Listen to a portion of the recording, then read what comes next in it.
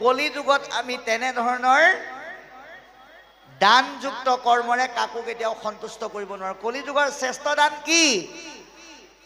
আজি আপোনালোকে প্ৰতি বছৰৰ দৰে এই বৰ্ষতো ভাগৱতৰ অনুষ্ঠান আয়োজন কৰি নিস্বাৰ্থভাৱে বিভিন্ন সন্ত সাধুক আমন্ত্ৰণ কৰি আনি এই দুৰ্ভাষ যন্ত্ৰৰ যোগেদি শব্দ ব্ৰহ্মৰ বিকাশ সাধন কৰি যি জ্ঞান দান দিয়াৰ ব্যৱস্থা কৰিছে, এয়া মহান দান।